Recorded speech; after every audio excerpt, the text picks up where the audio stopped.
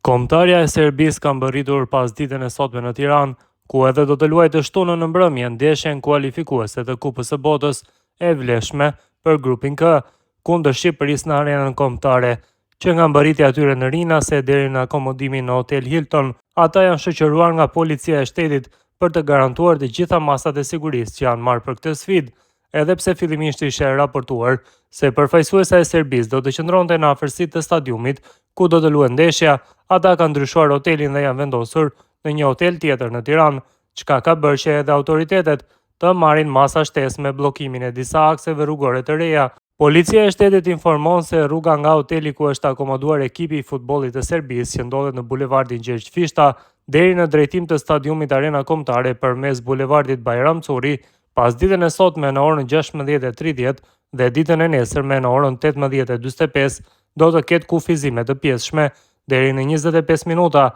në momentin që do të eskortohet ekipi për në stadium për stërvitje pas ditën e sotme dhe nesër për të zhvilluar ndeshjen. Pas mbërritjes në Tiranë të futbollistëve të kombëtare serbe, Federata Serbe e Futbollit shpërndau disa fotografi të lojtarëve të tyre, të cilët futen në hotelin në Tiranë, ku kanë vendosur të qëndrojnë para ndeshjes kundër Shqipërisë të vlefshme për kualifikuesit e Botrorit 2026. Pas më pak se një orë fluturimi të këndshëm, ekspedita serbe mbërriti në Tiranë, ku pritet të luajë ndeshjen e saj të parë në kualifikuesit e Kupës së Botës 2026 kundër vendit pritës, Shqipërisë, të shtunën më 7 qershor, thot Federata Serbe në postimin në rrjetet sociale. Me të mbërritur në aeroport, lojtarët dhe stafi trajnerëve po prisnin në pistë autobusët që i çuan në hotelin ku do të qëndrojnë gjatë qëndrimit të tyre në Tiranë. I gjithë trafiku nga aeroporti në hotel me një eskort të siguruar ishte i mbyllur, pra vetëm për mysafirët nga Serbia. Shqiponja do të zhvillojnë seancën e fundit stërvitore sonte në orën 18 në stadiumin kombëtar në Tiranë,